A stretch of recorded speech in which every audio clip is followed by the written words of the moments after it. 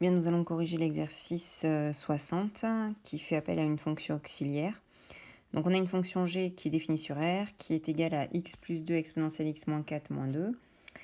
La première question nous demande de déterminer la limite de g en plus l'infini. On n'a pas de forme indéterminée, donc ça se passe très bien. On fait la limite de x plus 2 en plus l'infini, ça donne plus l'infini.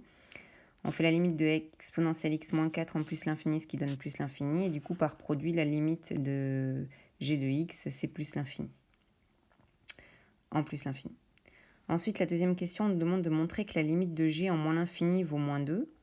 Donc là, on a un petit souci puisque du coup, on a une forme indéterminée.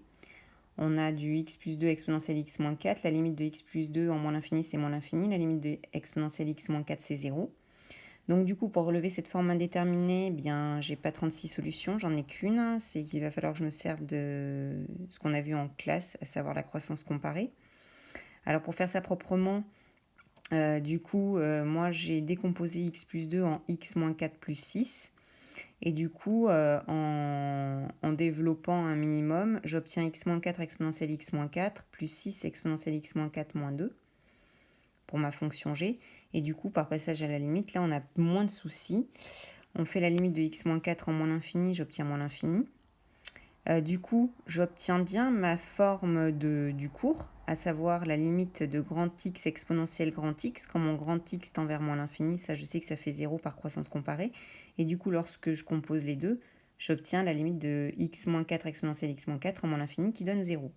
Bon, très honnêtement, j'accepte complètement qu'on m'écrive que la limite de x plus 2 exponentielle x moins 4, c'est 0 par croissance comparée. Ensuite, la limite de 6 exponentielle x moins 4 pour moi c'est 0. Et donc du coup par somme, la limite de g c'est bien moins 2. Ensuite la question 3. On nous dit qu'on admet que la fonction g est dérivable sur R. Calculer g' puis dresser le tableau de variation de g. Donc du coup g' c'est du u fois v. Donc du coup je dérive. U'(v) donc ça me donne exponentielle x moins 4 plus uv'.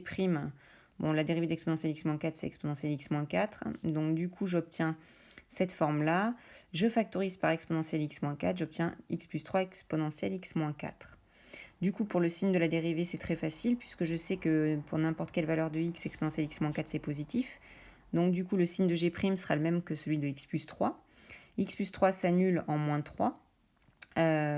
Donc, du coup, j'obtiens g' de x qui sera négatif sur moins l'infini moins 3 et positif sur moins 3 plus l'infini. Donc du coup, ma fonction g, elle est décroissante sur moins l'infini moins 3, puis croissante sur moins 3 plus l'infini.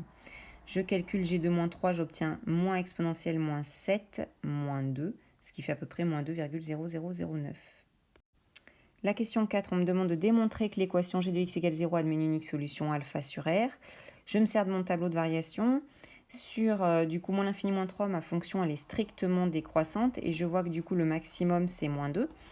Donc c'est ce que j'écris, le maximum de g est moins 2, donc l'équation g de x égale 0 n'a pas de solution sur moins l'infini moins 3. Ensuite sur moins 3 plus l'infini, je m'aperçois que la fonction g elle est strictement croissante, elle est continue. Donc du coup, je regarde les valeurs qu'elle peut prendre. Elle a valeur dans moins exponentielle moins 7 moins 2 plus l'infini. 0 est bien dans cet intervalle, donc d'après le corollaire du théorème des valeurs intermédiaires, l'équation g de x égale 0 admet bien une unique solution alpha. On me demande le signe de la fonction g.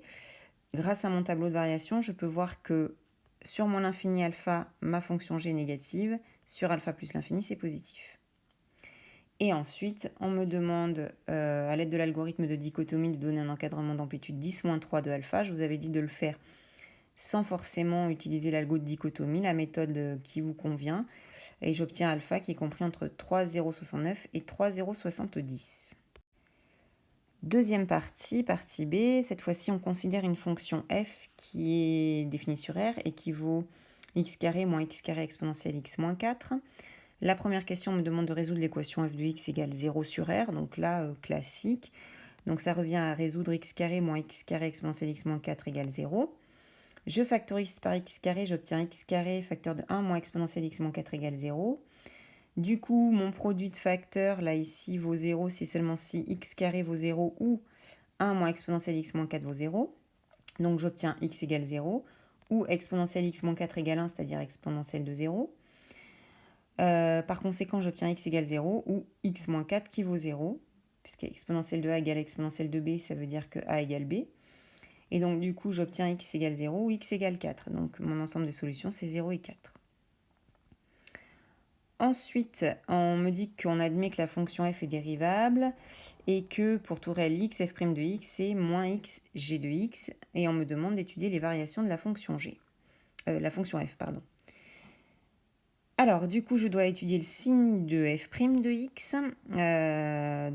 Du coup, il me faut connaître le signe de moins x et le signe de g de x. C'est ce qu'on a fait précédemment.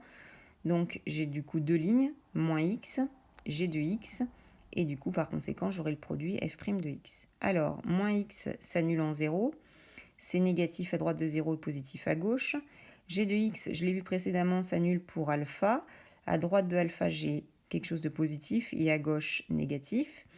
Du coup, par produit, plus par moins donne moins par moins donne plus et moins par plus donne moins. Et du coup, par conséquent, j'obtiens les variations de f suivantes. Ma fonction, elle est d'abord décroissante sur moins l'infini 0, croissante sur 0 alpha et décroissante au-delà de alpha. La dernière question est délicate. On me demande de démontrer que le maximum de la fonction f sur 0 plus l'infini, c'est égal à alpha au cube sur alpha plus 2.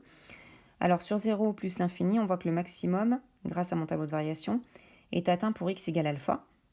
Et du coup, il vaudra f de alpha. Donc il faut que je détermine f de alpha. Alors je remplace par alpha dans l'expression de f et j'obtiens f de alpha égale alpha carré moins alpha carré exponentielle d'alpha moins 4.